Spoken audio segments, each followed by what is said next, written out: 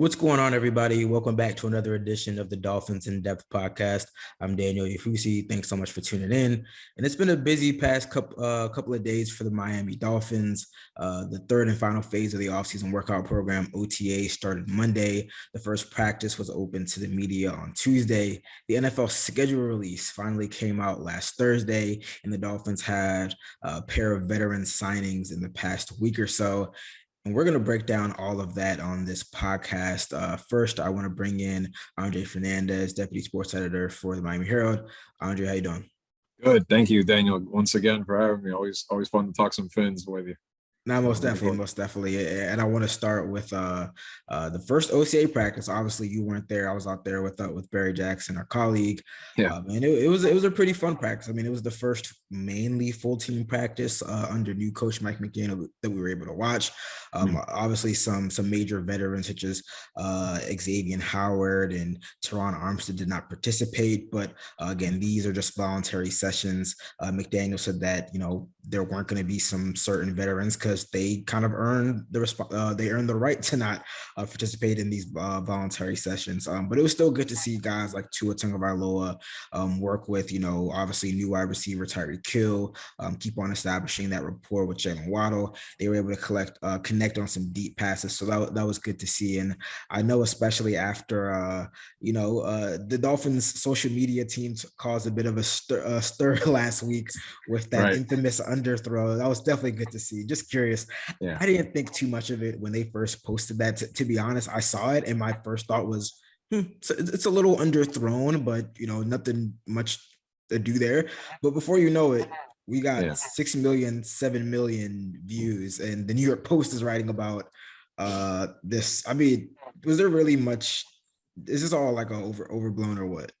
I think it's overblown right now. I mean, I'm gonna worry about it if and when he underthrows a pass like that in a game, a real game, not even the preseason, a regular season game, and it looks like we have a problem here, which is what most people, the naysayers and the Tua haters are saying that. And when even people have legit concerns, is it going to work with him with this new cast of receivers?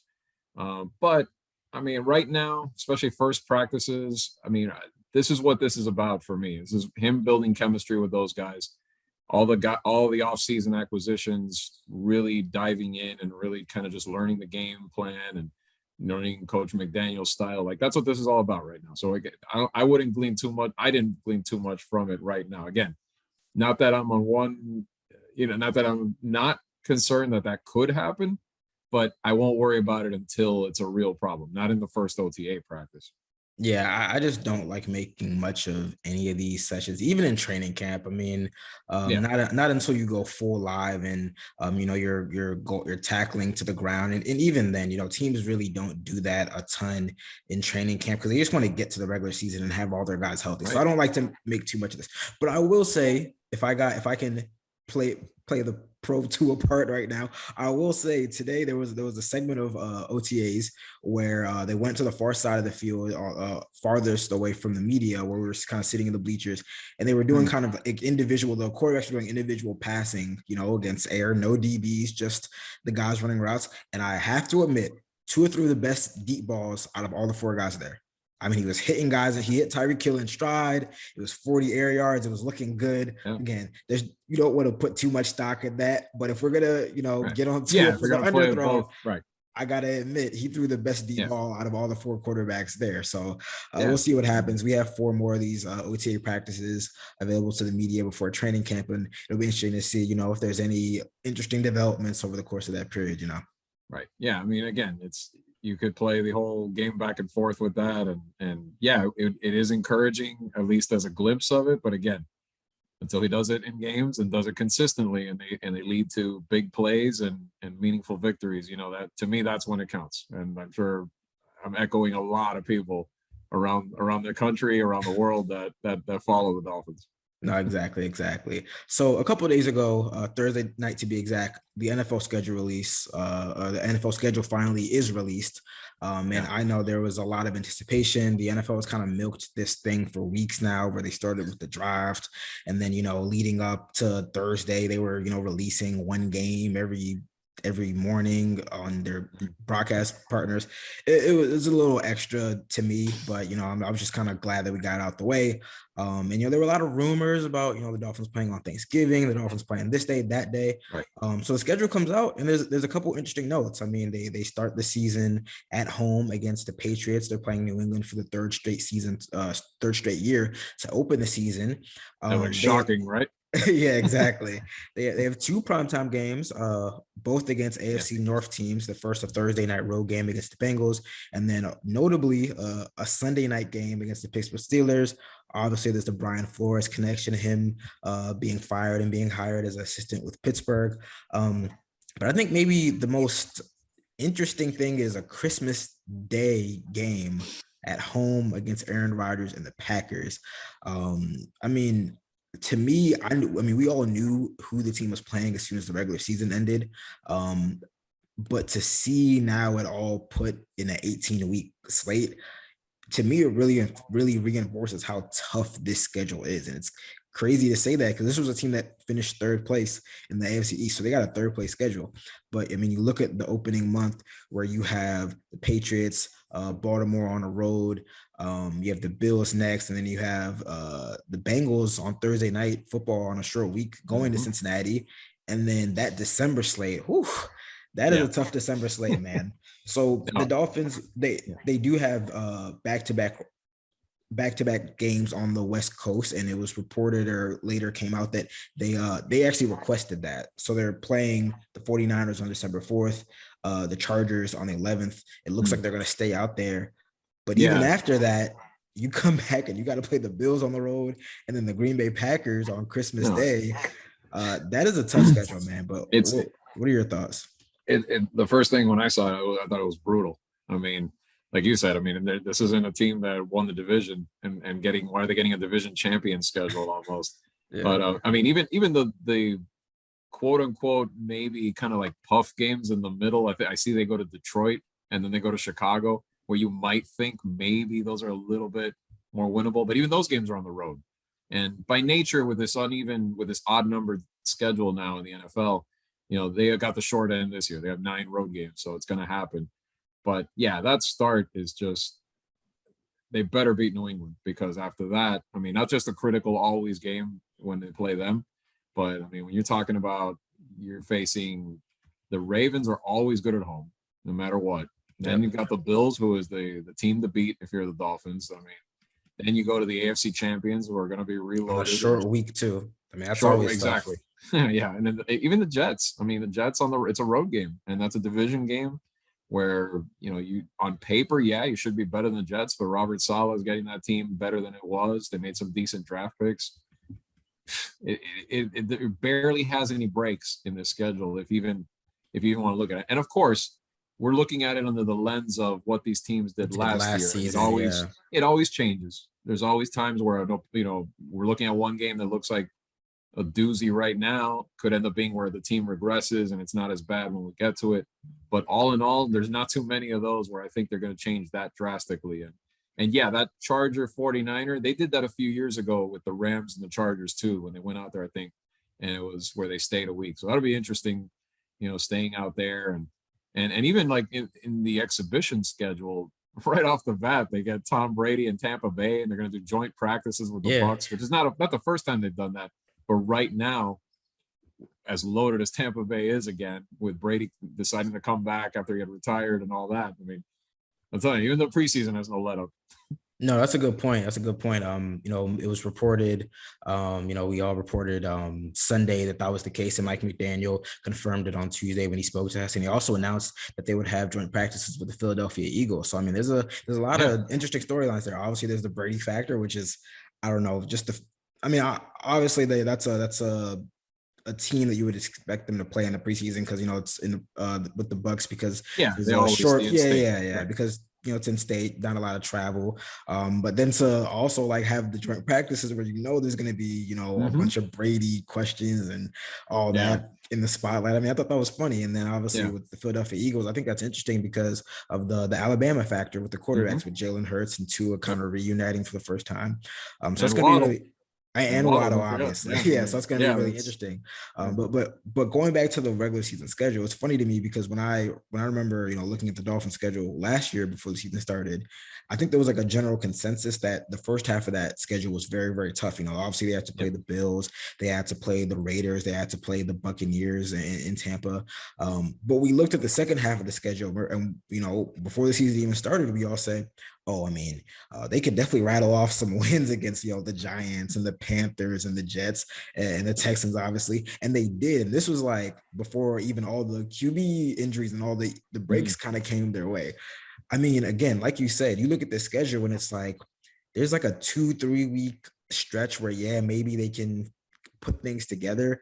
But they're not gonna have that favorable schedule down the line. Like I wrote about it when the schedule came out. Like they're really gonna have to earn this playoff berth if they want to make it. Like they're gonna have to win tough games in December, and it's going to be imperative that they start off strong to kind of give them some wiggle room in a tough AFC. And again, if you look at like the betting odds, like they're stuck at 8.5 wins, and a lot of people are like, you got to hammer the over.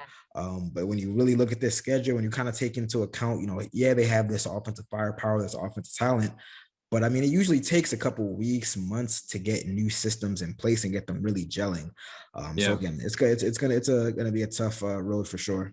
Yeah, and that's why these OTAs are so important. I mean, you want to get as many of the veterans out there. I mean, I know right now not everybody's out there, but as soon as it's possible to get as many in there, especially the newer veterans, because you got to develop that chemistry right now. These are valuable practices, and yeah, I mean, 8.5 doesn't sound. I know they're stuck in that purgatory, but it doesn't sound unreasonable when you look at the schedule. I mean, I saw that there was one prediction out there today. I don't forget who it was that had them at 6-11, like a total doubt that they're not even going to get better, that they're going to get worse.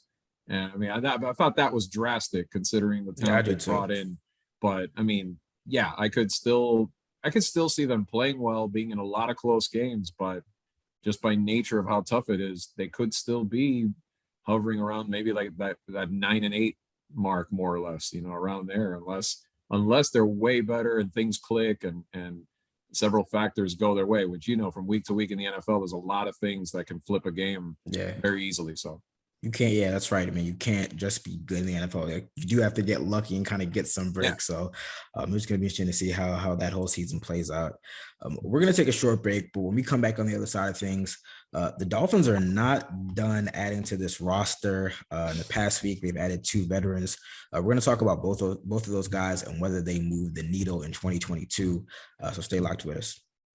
What's going on, everybody? Still here talking Dolphins OTA schedule with Andre Fernandez from the Dolphins In Depth podcast. And Andre, I know in recent weeks we've written about it, we've spoken about it. What additional moves are in store for the Dolphins? I mean, they were extremely active in the first wave of free agency.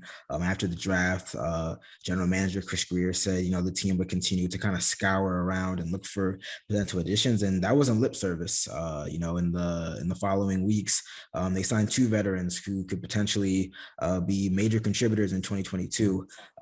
First, they signed Sony Michel, the local product from American Heritage, the running back coming back to his hometown team after a couple of years in New England, a year with the Rams, winning a Super Bowl ring there. And then in the past few days, or I guess on Sunday, it was reported that they are signing outside linebacker Melvin Ingram. Obviously spent the first part of his career with the then San Diego Chargers, Los Angeles Chargers, spent some time with the Pittsburgh Steelers before being traded to the Kansas City Chiefs in the middle of the 2021 season. And these are 2 veterans that, I mean, I'm not sure if anyone really had them on the Dolphins radar, but they did bring them in for visits in the past few weeks, and now both of them are in the fold. We actually got the opportunity to speak to Sony Michel for the first time after Tuesday's practice. He's sporting that number 34, kind of a homage to Ricky Williams. He said he's excited to play for the hometown team. I think that starting with that was an interesting pickup because we thought that they had kind of all done all their work in the backfield. Obviously they wanted to upgrade that running back room. They signed Raheem Mostert, they signed Chase Edmonds, but then they kind of tripled down in signing Michel, who's kind of a bigger back, 5'11", 215. And he kind of projects, we'll see if he makes the 53-man roster, but he kind of projects as that, that power back, that short yardage back who can get those tough yards. I mean, what do you make of that addition? I mean, it's interesting because I thought they were done too, considering they brought in. I mean, my thing is where are all the carries going to go if all these guys make the roster? I mean, I don't know if all these guys are going to make the roster. I mean, you look at Savon Ahmed and Myles Gaskin, they might be they're on thin ice now. Side of the bubble. Yep. Yeah, they're on thin ice now. I mean, and I think you had even written that before Sony was signed, saying how, what does this mean for them and kind of what's their status going to be. And now here comes Sony, and it's like even more tenuous, I think, is their status now, because you're talking about a lot of guys that haven't really been the workhorse back. I mean, not that you see that often anymore in the NFL. It's a lot of multiple backs and a lot of backfields, but all these guys have kind of been in those situations. I mean, you look at Chase Edmonds, was splitting carries with Kenyon Drake for a while in Arizona. Raheem Mostert, part of the committee in San Francisco, even though he stood out a little bit that 1 year before he got hurt. And then again, Sony, but they all can be contributors, because even last year, when you look at the Rams and the running game that they had, I mean, it was an effective running game throughout the season. But I mean, when there was an injury there in the backfield to Darrell Henderson, Sony stepped up and was really good. He was their leading rusher in the regular season. Yeah, exactly. And I mean, I know they brought on Cam Akers toward the end a little bit once he was able to, like at the very end, but Sony Michel carried the team as far as carries, no pun intended. Like he just really did. Like, I mean, Darrell Henderson was the workhorse most of the season. And then all of a sudden Sony, who was basically almost like, the complimentary guy in New England, gave you some featured back looks. I mean, I don't know if he can do that still at this point in his career constantly, but I mean, they're not going to need him to here. The way that they're with all these more, maybe not veterans, not to call them like old in the NFL, but it's all guys with experience. The ones they've brought in, enough experience where they've at least been in an important role for maybe 2, 3, 4 seasons or more. It's very interesting to see how all those pieces are going to work and how all the carries get split and maybe how much you maximize each guy's ability to make big plays in that offense. Yeah. Like you said, we know this is going to be a running back by committee unit. I mean, if you just look back at the past couple of years in San Francisco, I mean, they've started the year with one guy, and then a month later, one guy takes over, and then a couple weeks later, one guy gets hurt and they insert somebody else. I mean, they've kind of been a rotating door in terms of who's been the lead back. One thing that didn't initially come to mind, but people brought it up, was Raheem Mostert's injury history and the fact that he's actually rehabbing from a knee cartilage tear that kept him out of all but one game. I mean, he got hurt in the season opener in 2021. Right. That was something that wasn't really on my radar. Mike McDaniel said that, the hope is for him to play in week 1. We actually did see him at OTAs. He had a practice jersey on, stretching, just didn't do any of like the team drills, the 11 on 11 stuff. But that's one thing that, kind of crossed my mind. And again, I guess I don't know if Sony Michel was a lock to make the roster, but I mean, I don't know. When you bring him in at this time of the year, it's not like they gave him big money. But when you bring him in at this moment in time, like making sure he gets into OTAs, gets those reps, he has familiarity with this offense because, he played in Los Angeles, and they do a lot of similar outside zone and zone schemes with like Sean McVay. I think that there is definitely going to be some carryover, and it's just interesting, just the way they kind of gave the running back room a facelift, because you mentioned it. I wrote after the draft, I did winners and losers, and Myles Gaskin and Savon Ahmed were actually one of the winners because I said they didn't draft the running back, and then lo and behold, they signed Sony Michel 2 weeks later, and it's like, these guys are kind of dicey. I mean, they're on vet minimum deals with no guaranteed money. So I do definitely think that this running back room is significantly upgraded. We know Mike McDaniel's, past and his work as a run game coordinator in San Francisco, and he's really leaving his imprint on this team in terms of like the the skill set of the players that he's bringing in there. I mean, he's getting guys who can run this system, and we'll kind of see how it unfolds. But I mean, I can tell you one thing: the Dolphins' running game is going to be significantly improved, and it's not going to be the 31st ranked unit in the NFL in 2022. No, I can tell you that. it should not be at all. Now with these guys there back there, and even with some of the additions and hopefully upgrades that they've made up front as well, it really should not be. And you have a mobile quarterback too, and Tua that if all goes well on the passing game, obviously he can open up that offense as well in different I'm sure different looks, different packages that Coach McDaniel's going to throw in there. I mean, but it's good to see Sony come home. I mean, I covered him back in the day when he was at American Heritage, and there was a buzz about him when he was just an eighth grader. I remember coming into high school. So he's had a solid career throughout, mostly in New England, and now nice to see him back in Miami wearing the aqua instead of torching the Dolphins or hurting the Dolphins in a Patriots uniform like he used to. Yeah, it was funny. He was recalling, some of his memories from playing the Dolphins, and he said, "Yeah, my first 100-yard game was against the Dolphins." So I'm sure a lot of Dolphins fans are looking, for the reverse, to him to be putting up some 100-yard games against the Patriots. So it's good talking to him. So the Dolphins made another signing that hasn't been officially announced yet. Mike McDaniel wouldn't discuss that yet. But it looks like they're going to be bringing in veteran pass rusher Melvin Ingram. They had brought him in for a visit a couple of weeks back. But they get the veteran pass rusher, the 3-time Pro Bowler, in the fold for a defense that was really kept intact. The Dolphins had been reportedly kind of sniffing around for some veteran defensive linemen, veteran edge rushers, and they get one in Ingram, which I think is a very, very sneaky good move. As we said before, he spent half of the season with the Pittsburgh Steelers, was traded to the Kansas City Chiefs before the trade deadline. And if you look on the surface at the numbers, I mean, it's nothing, great, but if you kind of, do like the advanced metrics and you look at the pressures and what he does against the run, he's 33 years old, but he can still really, really play. And he's a pass rusher who can, be versatile in from where he rushes the passer. I mean, he can go outside and pass rush. He can kind of move inside to maybe like interior defensive line and get a push on guards. When you look at this defense that, again, they kept everyone intact, I think it's a really, really strong move because he's not going to be a guy who's asked to play like, 60 snaps a game. I mean, he's going to play, maybe 30 snaps a game, with most of those being in passing situations. And this is a defense that really relies heavily on blitzing. But we don't know exactly what the defense is going to look like under Josh Boyer. And he talked about wrinkles. Boyer talked about adding wrinkles to this defense. Maybe one of those wrinkles is we don't blitz as much and we kind of put more guys in coverage. And we do that because we have guys up front who can get to the passer, like Ingram. I mean, what do you think about this move? Yeah, I mean, I think if that could definitely be the strategy to kind of like, because you can't come at it exactly the same. Obviously, you have to adjust. So that is a strength for him.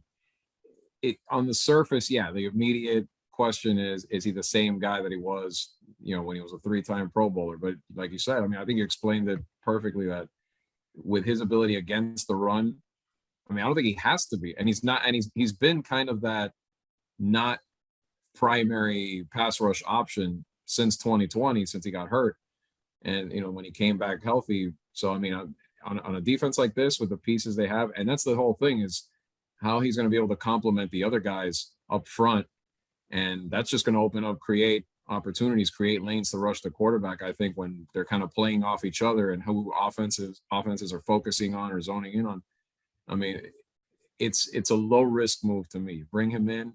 It doesn't sound like it's, you're not talking about, breaking the budget to bring a guy to bring him in right now. I think it was a $5 million deal or something like that. Yeah, I mean, why not? I mean, it's kind of like bringing in Sony. They're both similar in the sense of you add depth and you need depth because you never know in this league, who's going to get hurt, what's going to happen.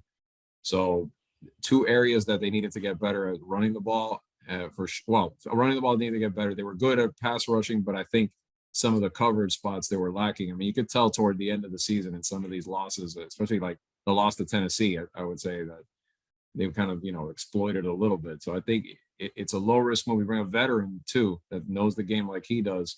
Why not? I mean, I like it. I like padding it. And I think at this point in the NFL, you can't have enough. You can't overload a position. You just got to have an embarrassment of riches. You just got to keep on loading. Exactly. Look at the last few Super Bowl champions, like how the Rams defense, just how ridiculously loaded they were. I mean, it's never enough. If you can get them, get them.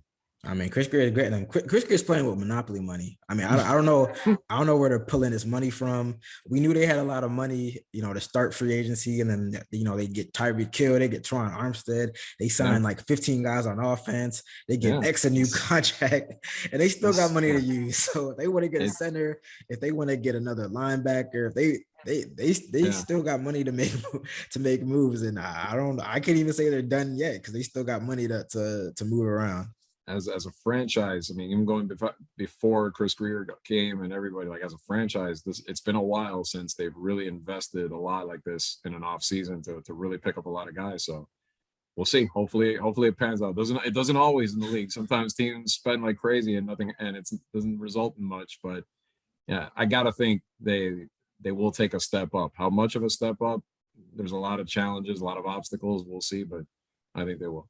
Yeah, that's the major question. How much, they won, 17 games or so, I'm trying to think, 19 games in the past 2 seasons, missed the playoffs both years. They're trying to break a 5-year playoff drought. That's the big question. And, as we get further into OTAs, we get into training camp and obviously the preseason, I mean, we start to kind of get glimpses of the team that we're going to see in 2022 and get closer to, answering that question. So it's going to be fun. I mean, there's definitely a buzz around this team. I mean, we finally got to see Tyreek Hill in person for the first time at practice. And I remember one of the first plays, they run a play action and they hit him over the middle. And we're like, ooh, there's nobody near Tyreek Hill. And we're like, ooh, this guy's the real deal. Nice. Welcome to Patrick Mahomes' life. Exactly. Hey, I mean, if the Dolphins fans get any just a fraction of the highlights that Tyreek Hill put up in Kansas City, I mean, they're going to be very happy this year. Definitely, for sure. Well, that brings us to the end of another edition of the Dolphins In Depth podcast. I want to thank Andre so much for joining me to talk about what's been really a busy past couple of days, past couple of weeks for the Miami Dolphins. And as the Dolphins continue to progress in their OTAs, we're going to be here to, recap all of it, not only at MiamiHerald.com, but on the Dolphins In Depth podcast. So I hope you guys enjoy the rest of the week, and we'll be back next week to talk more Dolphins. But until then, you guys take care. See ya.